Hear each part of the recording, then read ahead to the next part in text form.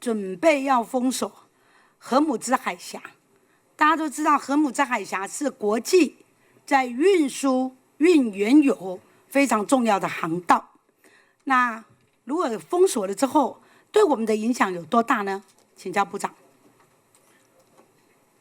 我们现在还在评估了哈，我们有各种不同的这个，所以我们有掌控这个讯息。我们当然是从上个礼拜开始，我们就掌控这个讯息。上个礼拜开始，那您认为评估了之后，如果成真，那应该会成真的情况之下，我们影响会多大？我们影响会根据这个国际油价的走势啊，做不同的这个推论哦。比如说，现在这个油价来到80块这个区间，我们有这个80块的这个做法。当这个油价来到国际油价来到100块，我们100块有什么样的对策？是。那包括我们要从哪个地方取得比较现货的报价，包括120、140，我们都有做不断的各种的方案去应对之。那我们有多少的天然气跟原油会从荷姆兹海峡通过呢？我们大概目前来讲啊，这个部分的话哈，详细的我们到目前为止大概会有多少？我们现在目前所盘出来了，目前来看的应该是低于20%。低于20%哦，那低于20% 呢？这是目前我们所掌控的讯息。所以换句话说，封锁了之后，对我们是影响还是很大。对我们的影响就是说，我们要绕过这个荷姆兹海峡，然后这个影响对我们来讲，可能就是时间啦，到货的这个时间。所以你的成本一定会增加吗？时间呢？时间会更长吗？时间当然会更长嘛，那个就是运费的部分啦。对，运费的部分能够摊提下来其实不多啦。摊提不多，但影响是20%以下。现在是这个市场的行情机制在涨的时候，会影响到我们的油价。对，那这个是我们都有推论了所以预估如果封锁了荷姆兹海峡，那么原油有可能会涨。我们都有一套这个计算的模式，有可能会涨，是不是？当然会涨哈，所以这个会针对我们会有影响，我们一定要审慎对之哈。Good morning, and thank you for coming here. I see many familiar faces. This is unprecedented times for Israel, really historical days. During the last 11 days, Israeli air forces has been attacking in Iran non-stop. And at the same time, in Israel, Iranian missiles have been attacking cities and civilians non-stop. This is a scale of destruction that we have not seen ever before, and Israel is in a state of emergency. Israel is a country that was threatened from day one of its existence 77 years ago. Yet now we are facing direct and deliberate attacks on our civilians. My parents, my friends are in shelters. There are no schools, only essential working places are active, and Israeli people are paying a very heavy price. These are historical days not only for Israel and not only for the Middle East, but to the entire international community. Geostrategic changes are happening in scale and in pace like never before. And especially what we have witnessed last night with President Trump's bold decision, decisive decision, to military attack 3 nuclear facilities in Iran demonstrates once again that the US is the leader of the free world acting against totalitarian regimes. The main message from that historical act and from what we are hearing from many countries since the open of the Rising Lion military campaign is very clear. Under no circumstances can Iran possess nuclear weapon. This is a very strong message, and I will repeat that again. This is our time to take a global stance on it. Also, this is day number 626 for Swords of Iron, war against Hamas, which started with a brutal massacre of more than 1,200 Israelis on October 7, 2023. We still fight and we still have, unfortunately, 50 hostages starved and tortured in the tunnels of Hamas in Gaza, and we will not stop until they're all back. There is one thing that we learned in a harsh way from that October 7 attack, and that is when our enemies call to annihilate Israel, we listen to them and we believe them. And this is exactly what is happening today with Iran. The supreme leader of Iran, Khamenei, has been continuously calling for the destruction and annihilation of the state of Israel. Iranian radical Islamist regime had a very clear plan to annihilate the state of Israel, and it included 3 pillars: the nuclear program, the ballistic weapon program, and the terrorist proxies, and I will go over that. I will not go into the long history of negotiations with Iran about the nuclear program, but I will mention that on June 12th, the day before Rising Lion started, there was a decision made by the International Atomic Energy Agency stating that Iran is in non-compliance to its NPT safeguards.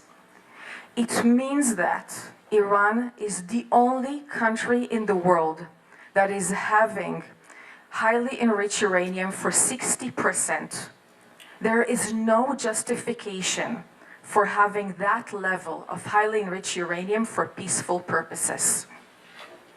Now, the amounts of that highly enriched uranium are sufficient for 9 atom bombs. And what is most alarming is that a third of that amount was reached and accelerated only during the last 3 months, which means that there was a very quick running of acceleration of enrichment. Now, what happened during the last 3 months? There were negotiations between the US and Iran, which means that in parallel to those negotiations, Iran was actually accelerating its nuclear enrichment and weaponization plans. The second part is the ballistic missile program. Iran is already having thousands of missiles, and we know because we feel them now every day. But on top of that, they had a plan to accelerate to have 10,000 missiles within 3 years until 2027. It means that they were going into massive buildup, into really drastic increase of production. Now, what we're seeing today in Israel are missiles with 200 and 500 tons of explosive. This is like, imagine bus full of explosive flying into a city center. This is what we're experiencing right now. And this is an existential threat for Israel. We are such a small country, much smaller than Taiwan. To have that type of threat with 10,000 missiles being built against us is something that no country in the world can have. The third pillar of the plan of annihilation by Iran was the terrorist proxies, and you all know their names by now: Hamas, Houthis, Hezbollah. They have been financing, training, guiding them, providing weapons. We know that the mastermind before October 7 was really Iran, and the executor was actually Hamas. Now, what Iran planned for 2027 was to activate a ring of fire around Israel, having the same model that we saw on October 7, which means ground invasion for multiple fronts in addition to missile attack. Again, this is something that is existential threat to us. So what we have seen during the last few months is something that we have not seen in the last 2 decades. And that is a very fast running forward in both nuclear and ballistic missiles. So the decision, knowing all of that, was very clear. And we had no other choice. For us, defending our country is something that we must do, and we needed to act on time before it's too late, before they have a nuclear atomic bomb. For us, this is an act of self-defense, and we must do it to secure our future. Now, the aim of Rising Lion is very clearly stated. We are to neutralize the nuclear and the ballistic missile program. We need to roll back the threat so we will no longer have an existential immediate threat. And I want to get you a little bit behind our line of thoughts when we're going into the military choosing of the targets. And of that, and I can share with you later, I know it's a bit small, but perhaps you can see. This is the various stages of a nuclear process. It is not easy or simple to assess a nuclear warhead. It requires a lot of research, R&D. It requires enrichment, material, mining, weaponization, minimizing everything, storage. All of that process is a very complicated one. And what we are now doing is we are going against processes, facilities that are in all of those stages. It means military facilities. It means critical components of nuclear process, key individuals, both in the military leaders and scientific leaders, and all the infrastructure that is associated with Iran's ballistic missiles program.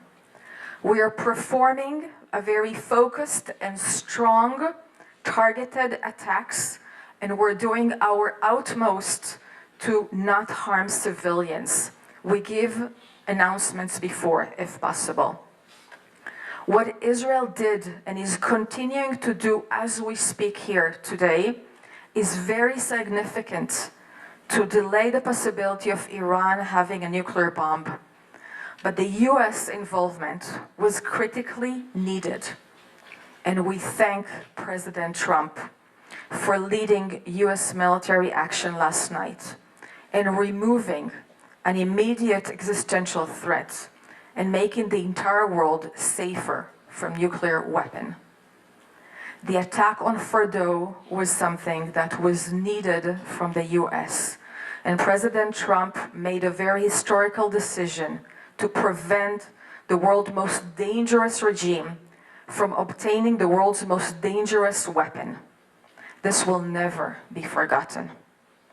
I'm not going to repeat on messages that we all heard directly from President Trump and Prime Minister Netanyahu in their statements, but I will say that it is very obvious that the communication and coordination between the US and Israel was very close. Both share the same vision of peace through strength, and they both bring us to a pivotal moment that we're now standing at. I want to make it clear that we are not done yet. There are still military targets, and we are not going to stop until we're going to achieve the fully military aims that we have set for ourselves for this military campaign. Israel is committed to achieve its endgame, and is going to require more time, as much time as necessary to accomplish the quality of those targets. And we're all hearing the concerns of many people about escalation. So I would like to refer to that and say, we are really on a crossroad.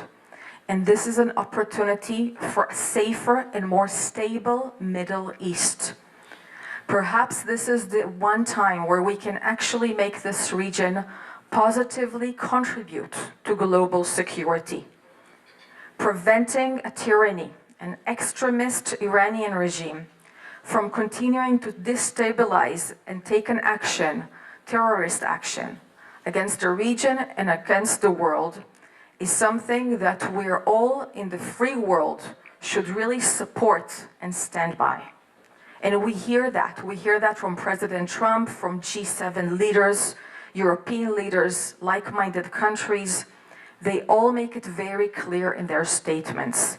Under no circumstances will Iran be allowed to possess nuclear weapons. This is a shared responsibility. We all need to make sure that Iran is enforced to change its behavior and make this a new reality. I would like to mention two more issues and then I will open for Q&A. The first is about the people back home in Israel. And there are 10 million people living in my country, a very small country. We're facing deliberate Iranian attacks on our civilians. They're attacking a hospital, they attack a mosque, they attack Jewish, Christian, and Muslim communities, Israeli people, foreign people, regardless. This is a deliberate attack. We already have 24 casualties, people who paid with their lives. Thousands are injured. Thousands lost their homes. We need, and we know in Israel, we understand that in order to achieve victory, we need a strong and resilient home front. And we have been preparing this for years. People in Israel know exactly what to do when the sirens are heard and the alarms are off, and they know to go to shelters and safe rooms which are available in every apartment and in every building. Yes, we do have advanced technologies, and you see them. They give us multi-layered air defense, Iron Dome, David Sling, Arrow. We have the US systems. These are giving a lot of protection and they have high interception rates, but they are not 100% proof. And we still do not have complete protection. So we do have a small number of missiles that have been managed to penetrate and to hit civilians. And this is where we're seeing the spirit of the Israelis. The resilience, the community, the solidarity. Israeli people do not want to be at war. If there is any doubt about it, I want to make it really clear. We are such a minority Jewish country. There are only 15 million Jews all around the world, 7.5 million Jews in Israel. And all we want to do is to live in peace and security so my children and all of our future generation will be able to have a prosper and quiet life. This is something that I think we and Taiwanese people are sharing together. What we do is defend ourselves. My last point for today is really about the cognitive war that we're seeing all around us, and I think that there is a very high awareness for that specifically in Taiwan. I'm saying this because I see my country getting a lot of criticism and the international media for being too aggressive. And I saw that also here in Taiwan. This is coming, I think, from those who don't fully understand the Middle East power dynamics and culture and history. And I want to specifically say about this case of Iran, what is the alternative? We are dealing with a regime that is radical Islamism. It's a dictatorship. This is the most repressive government in the world. Everything that you know about Taiwan's way of life, about Taiwan's vibrant democracy, is not existing in Iran. No women's rights, no LGBTQI, no freedom of press, no freedom of speech. There is no democracy, there is only oppression. This is a terrorist regime that is acting against its own people. If we who belong to the free world, and we are in this community together, we must remain aware and we must be united in front of any tactics that try to distort us from this truth. There is no other alternative. We cannot have this regime have nuclear weapons. And I see these efforts to divert and manipulate our intentions in AI-generated images and videos that show my country being defeated and being aggressive. And I want to really ask you, please be cautious when you notice those. Please follow us and know that our office is here and open. We have social media, we're sharing, and we're very much available to provide the correct information. And we have a line of experts that are willing to talk and give some more information. So please, let's cooperate on that together. Thank you. I can take quick Q&A if you would like. 现在开放那个媒体提问 ，OK， 婷婷。Hi, good morning, Rep. This is Ting Liu from TVBS. So I have a couple of questions for you. Do you mind if I just ask all in one go, or should we go one by one? Okay, thank you so much. So for the first question I have for you is that I'm just curious how many Israeli citizens are currently in Taiwan, and because we have currently seen that on social media there are actually some Israelis who wish to return home actually. So just wondering whether there's any current plans about this, assisting them to get home. And the second part is that because the recent U.S. attack on Iran, are there concerns that Israeli diplomatic posts, like the one around the world, will become key targets for Iranian retaliation? So for the Taiwan side, just wondering, because you actually openly hold a press conference today, so are you concerned about that kind of level of threat currently, what you guys are actually managing on a security level, or what is your, I would say, your thoughts about that? And the last part is that, just wondering, because this press conference come at a time when there are like this various increase of tension in the Middle East. So I was just wondering, how has the headquarters at the Israeli Foreign Ministry has given, is there a guidance for having this kind of press conference today? Because we know that many of these embassies around the world, Israeli embassies around the world, are actually closed. But you actually opened a press conference today, so I'm just wondering, was there a guidance or a note from the HQ about, what kind of message this press conference wants to show to the world? Thank you. Thanks. There are currently about 100,000 Israelis abroad who are requesting to return back to Israel. This has been the case for the last 10 days since our airspace has been closed, and we are seeing a decrease in the amount of flights. I will say on that land borders and maritime borders are still open and people are coming and leaving through them. And we're slowly returning into having more flights to come back to Israel with Israeli airlines. To the best of my knowledge, there are not Israelis here in Taiwan that have requested to return to Israel. But we will definitely support with evacuation plans, again, with Israeli airlines. This is something that we're taking very, very seriously. I can also share on that there were few Taiwanese nationals in Israel who requested to depart Israel.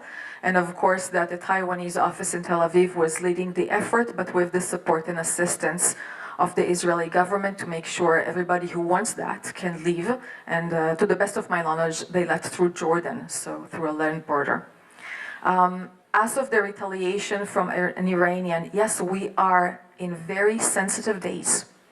These are very tense days, and we're much aware of that. From what I've been actually also seeing today with the global announcement of the US, they're also in a very high alert to see if any retaliation. As you're noticing around you, we are having extra security to make sure we're all safe here and also all around the world. Yes, our offices and embassies all around the world, most of them are not operating physically. But as we all learned from COVID, we can all work from afar. We have been working and will continue to work from home, from meetings, from whatever is necessary to make sure that number one, we're safe, and that number two, we continue to bring our message out to make sure that people understand and know what is actually happening. So no clear instruction, but our ambassadors and all of my colleagues all around the world are going out and giving interviews and talking to whoever is interested to really share our message.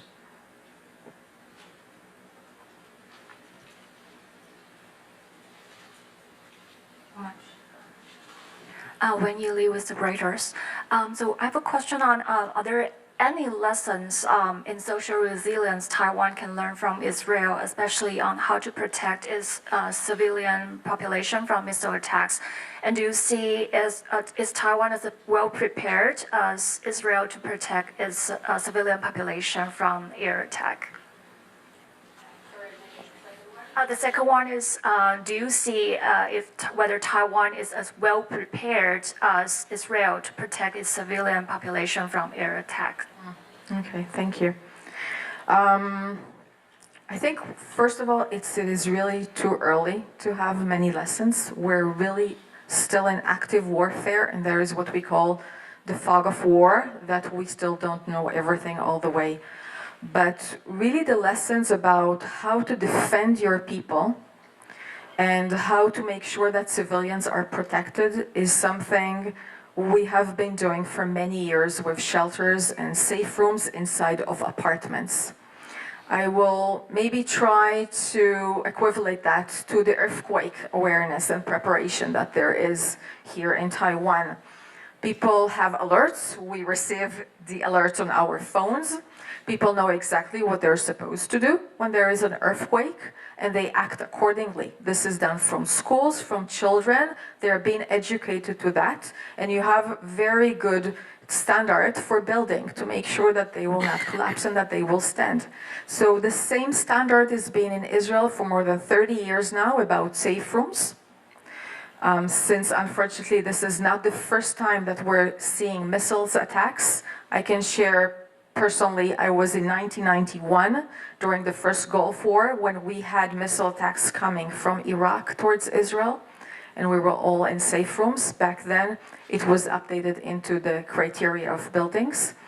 I think that we always have what to learn, and we always have how to improve and how to bring awareness for the people to make sure that they are, after 11 days, they continue to keep the same standards and they go to the shelter, although it's happening 3 times at night and they're not sleeping and they're tired of that. Perhaps one more thing that we can see lessons is how Israel is being assisting to foreign nationals in Israel during emergency. This is something very important for many countries. We see that. Each country is really caring and worried about their own nationals. And we are taking that very closely into heart and facilitating as much as possible, including information and physical assistance. Perhaps this is something that we can also share. As for Taiwan, I see that there is a lot of awareness, willingness, and actual work. During my last 2 years here, I've been noticing many drills that have been going on, and I think that there is a concentrated effort to improve on preparation. Yeah.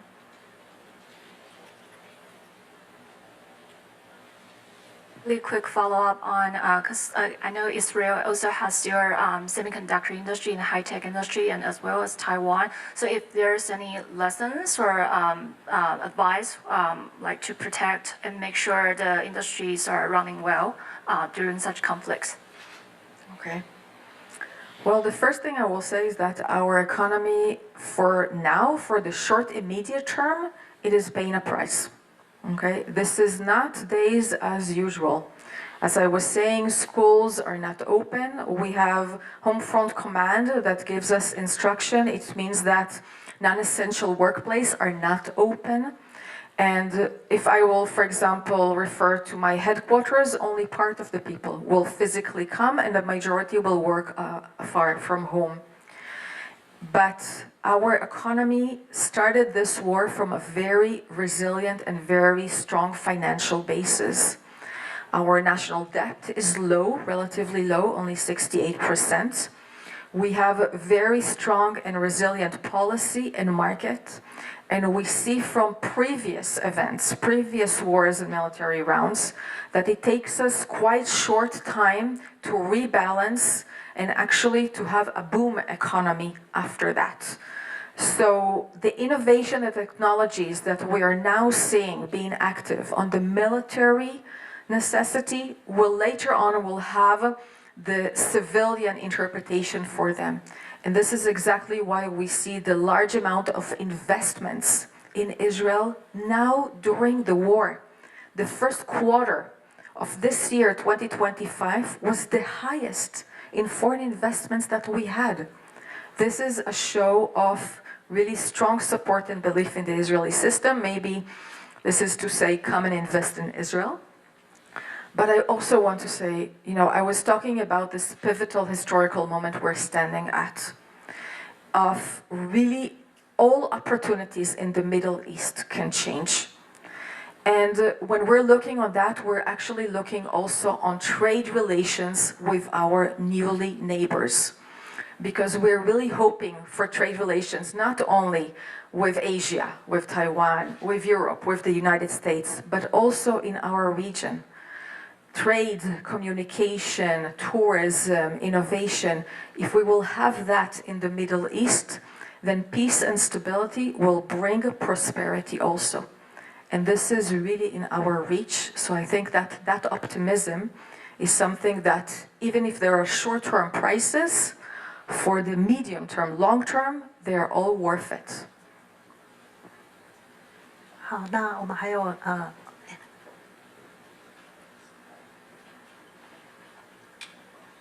Good morning, Representative Maya. First of all, I hope your family back home safe and sound. Okay, my question is, first you mentioned about cognitive war. And there's a lot of fake footage right now is happening on internet, and mostly the fake news is about Iran defeating Israel.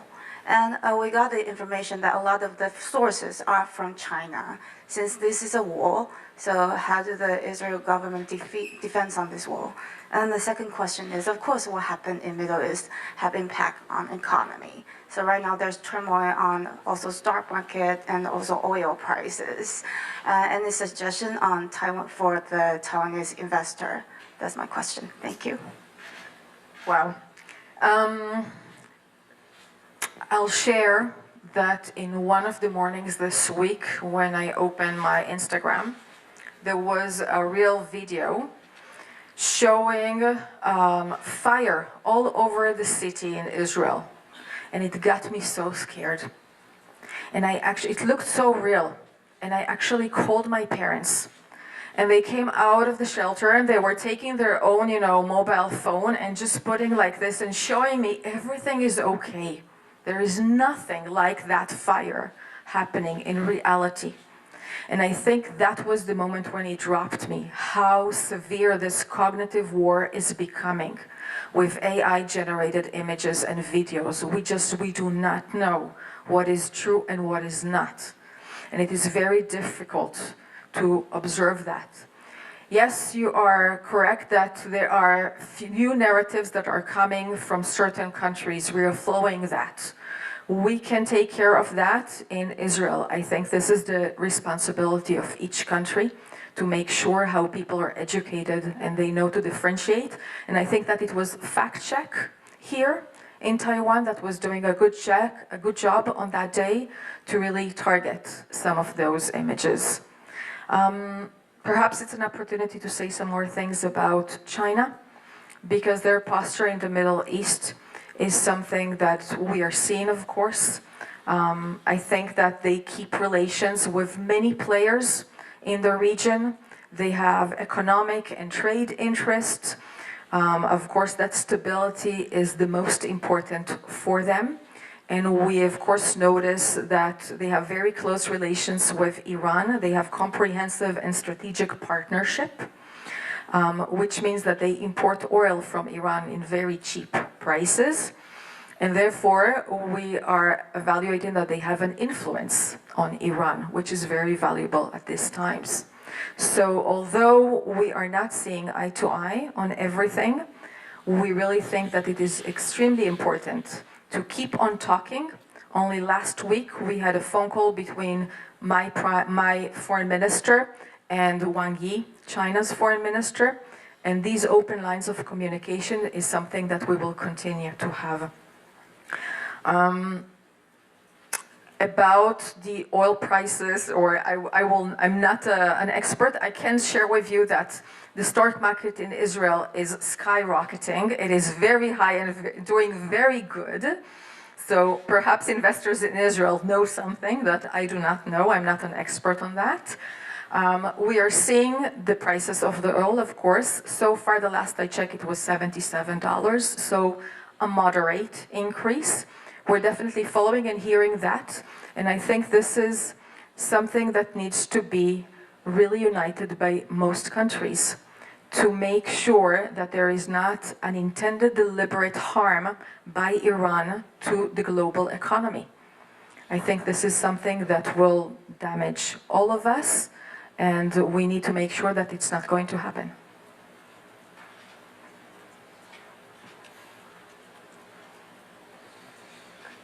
Sorry, just a follow-up question on China, because you mentioned earlier. Just wondering, because the Chinese MFA just condemned the U.S. strikes on Iran, calling for ceasefire and talks. And actually, the Chinese, just to quote them, they actually said that the U.S. attack on Iran damages U.S. international diplomatic credibility. Just wondering what's your thoughts on that?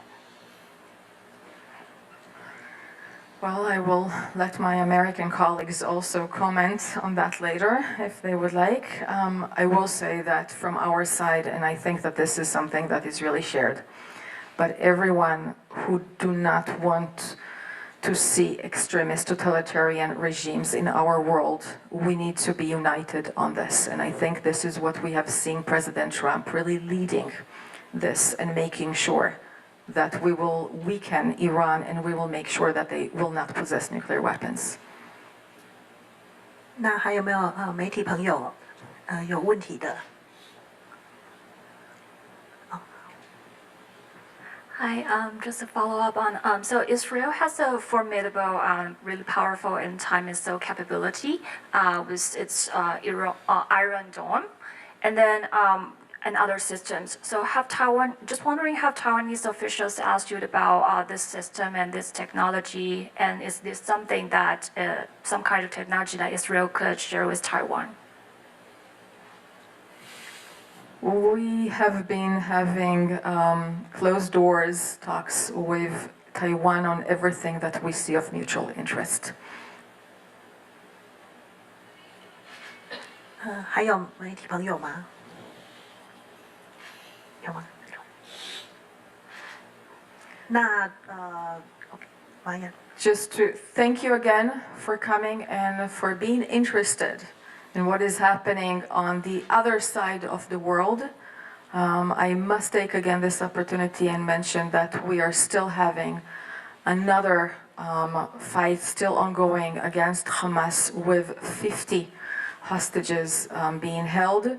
Only yesterday we retrieved 3 bodies of hostages from there, coming from intelligence efforts. So we are hoping for their return, and please know that our office is here and always available if you have any more questions or requests. Thanks. 想看最完整的新闻内容，记得下载TVBS 新闻网 APP。